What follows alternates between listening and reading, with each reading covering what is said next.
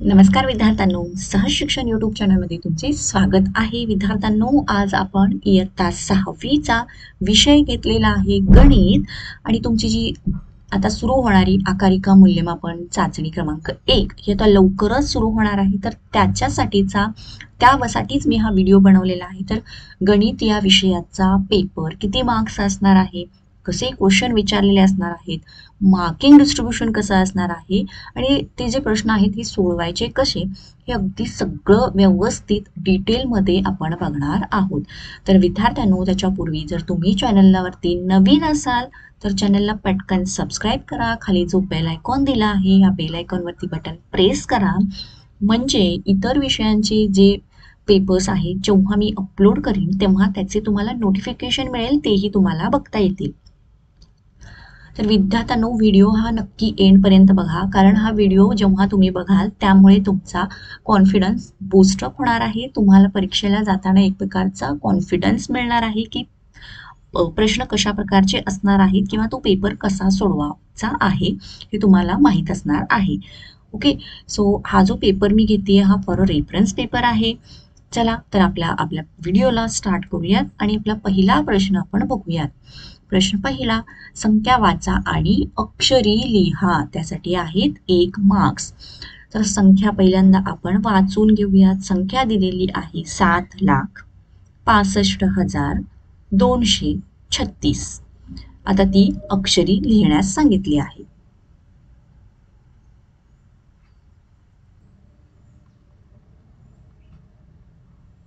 Okay, तर ही संख्या आपण अक्षरामध्ये लिहिली आहे 7,65,236. दुसरा प्रश्न बघा, खालील संख्या अंकात लिहा आणि ती संख्या त्यांनी दिलेली आहे 70,192. हा प्रश्न आहे 1 मार्कांसाठी. 70,192. ओके, तर अशा पद्धतीने आपण 2 प्रश्न सोडवले. नेक्स्ट बघूयात आता आपला तिसरा प्रश्न. खालील तक्ता पूर्ण करा. तर विद्यार्थ्यांनो, हा प्रश्न 2 मार्कांसाठी आहे.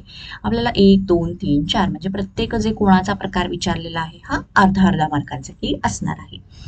तर कोणाचे माप दिलेले आहे 180 अंश. तर कोणाचा हा कोणता प्रकार आहे? विशाल कोन.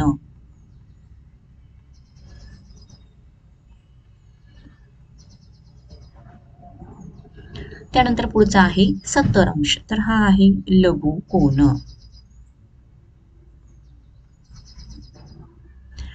त्यानंतर आहे 90 अंश म्हणजेच काटकोन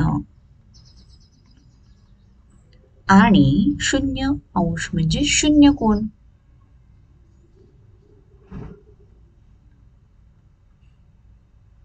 ओके, तर चला आपला प्रश्न तिसरा सुद्धा पूर्ण झाला आहे. आता विद्यार्थ्यांनो, व्हिडिओ आवडत असेल तर मात्र पटकन व्हिडिओला लाईक करून घ्या. चला लगेच आपण पुढचा प्रश्न बघूया. चौथा, 20चे सर्व विभाजक लिहा. हा प्रश्न एकूण 1 मार्कांसाठी विचारला आहे. तर आपल्याला 20चे विभाजक लिहायचे आहेत. किती आहेत ते? 1, त्यानंतर 2, त्यानंतर 4, त्यानंतर 5, 10 आणि 20. तर हे झाले 20चे विभाजक. नेक्स्ट आहे प्रश्न 5वा. खालील संख्या विस्तारित रूपात लिहा. त्यासाठी सुद्धा आहे 1 मार्कसाठी हा प्रश्न विचारला आहे. तर आपल्याला ही संख्या विस्तारित रूपात लिहायची आहे. चला पटकन लिहूयात. 60,000 अधिक 5,000 अधिक 400 अधिक इथे येणार 00 अधिक 9. ही झाली आपली ती संख्या विस्तारित रूपात लिहून.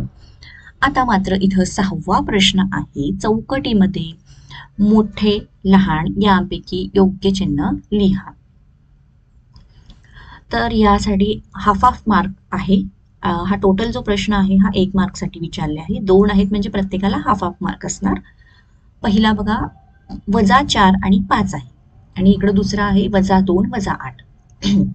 मग मला सांगा यातील मोठा कोणता असणार? तर 5 मोठा असणार. मग आपल्याला हे चिन्ह या ठिकाणी असणार. आता यामध्ये -2 -8, मग यातला मोठी संख्या कोणती असणार? 2 असणार, त्यामुळे हे चिन्ह येणार.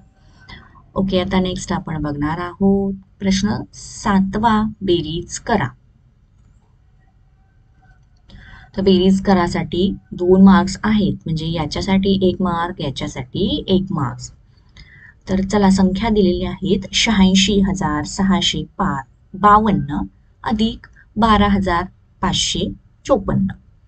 तर बेरीज करायची आहे 4 अधिक 2 येतात 6, 5 आणि 5 10, इथं आला हातचा 1, 6 आणि 5 11 आणि हा 1 म्हणजे 12, तर इथं 2 आणि पुन्हा इथं आला हातचा 1, 6 आणि 2 8 आणि हा 1 9 आणि 8 अधिक 1 9.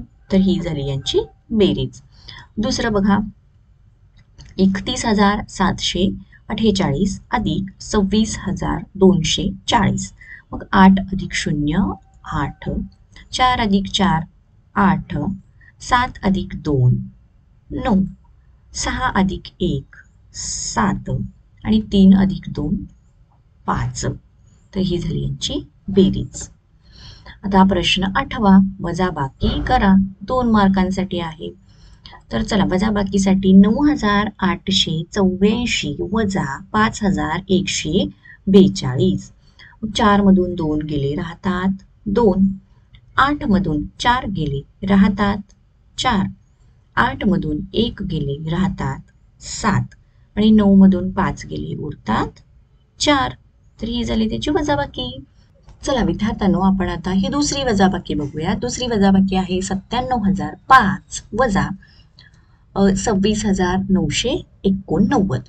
मग आता 5 मधून 9 जात नाहीत, मग आपण काय करतो, इकडून एक हातचा इकडे घेतो. ही झाली 15, इथे झाले 9, पुन्हा हे इकडचे इकडे घेतलेले असतात त्यामुळे इथे होतात 9 आणि इकडून इकडे घेतलेले असतात त्यामुळे इथे झाले हे 6. ओके, सो 15 मधून 9 गेले, किती राहतात 6, 9 मधून 8 गेले राहतात 1. आता बघा, 9 मधून 9 गेले राहिले 0, 6 मधून 6 गेले राहिले 0 आणि 9 मधून 2 गेले राहिले 7. ही झाली आपली वजाबाकी. आता प्रश्न 9वा, खालील अपूर्णांकांच्या जोड्यांमधील चौकटीत मोठे, लहान किंवा बरोबर यांपैकी योग्य चिन्ह लिहा. आणि हा आहे 2 मार्कांसाठी प्रश्न. त्याच्यापूर्वी विद्यार्थ्यांनो, व्हिडिओ आवडत असेल तर व्हिडिओला नक्की लाईक करा, चॅनलला सबस्क्राईब करा. पहिला 2/8 7/8. आता आपल्याला माहिती आहे, जर अपूर्णांकांमध्ये 2 अपूर्णांकांचा जर छेद समान असेल तर आपण काय करतो, 2 अपूर्णांकांचा छेद समान असेल तर त्या अपूर्णांकाचा अंशामधला ज्याचा अंश मोठा तो अपूर्णांक मोठा असं बघतो. मग यांच्यातला छेद तर समान आहे, तर या दोघांच्या मधला अंश मोठा आहे, याचा 7 हा मोठा आहे म्हटल्यानंतर आपल्याला हा अपूर्णांक मोठा येणार. आता इथे सुद्धा तसंच दिलेलं आहे. 11/15 9/15. तर छेद समान आहे, तर ज्या समच्छेद अपूर्णांकांच्या मध्ये ज्याचा अंश मोठा तो अपूर्णांक मोठा. मग इथे येणार आपल्याला असे चिन्ह. आता विद्यार्थ्यांनो, तिसरा 5/11 आणि 5/9. तर या ठिकाणी मात्र छेद समान नसून अंश समान आहे. मग आपण काय करतो, ज्या अपूर्णांकांच्या मध्ये अंश हा समान आणि त्याच्या छेद ज्याचा मोठा ती संख्या लहान असते म्हटल्यानंतर इथे येणार हे चिन्ह. आता अंश समान आहे, तर यांच्यामधला अंश ज्याचा मोठा, ह्याचा अंश हा मोठा आहे, जी ही संख्या लहान झाली. मग आपण हे चिन्ह इथे लिहिलं. आता इथे बघायचं आहे ना की याच्यामध्ये छेद समान आहे नाही अंश समान आहे. मग आपल्याला काय करावं लागतं, हे सोडवून घ्यावं लागेल. 2 गुणिले 7 3 गुणिले 7. तसेच इकडे येणार आपलं 4 गुणिले 3 आणि 7 गुणिले 3. मग बघा 7 दोन्ही 14, 7 त्रिक 21, तर 4 त्रिकोण 12 आणि 7 त्रिक 21. मग आता विद्यार्थ्यांनो, आपला छेद आलेला आहे समान. मग छेदांच्या जर छेद समान असेल तर त्यांचा अंशामध्ये ज्या अपूर्णांकाचा अंश मोठा, तो अपूर्णांक मोठा, मग इथे येणार आपल्याला हे चिन्ह, मग आपण इथे असे हे चिन्ह दिलं आहे. ओके, तर 9वा प्रश्न आपण व्यवस्थित सोडवला आहे. जर काही तुम्हाला डाऊट वाटत असेल तर लगेच कमेंट करून मला विचारू शकता. आता त्यानंतरचा हा प्रश्न 10वा आहे बरं, इथे चुकून प्रश्न 3 छापलेला आहे. प्रश्न 10वा, दोन विरुद्धार्थी संख्यांची बेरीज 0 असते. त्यानंतर प्रश्न 11वा, अंशाधिक अपूर्णांकात रूपांतर करा. आणि हा जो प्रश्न आहे हा 1 मार्कसाठी आहे. 2(1/5) असं त्यांनी दिलेलं आहे. तर याला आपल्याला अंशाधिक अपूर्णांकामध्ये रूपांतर करायचं आहे. मग कसं घेणार आपण? 2 अधिक 1/5. ओके, सो त्याच्यानंतर आपण घेणार, मग इथं आपण लिहिताना कसं लिहितो?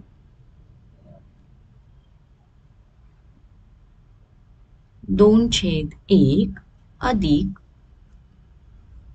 1/5 असं लिहितो. म्हणजेच आता आपल्याला जो छेद आहे हा समान करून घ्यायचा आहे. मग जर याला गुणलं आपण तर छेद समान होतो 5 ने गुणलं तर.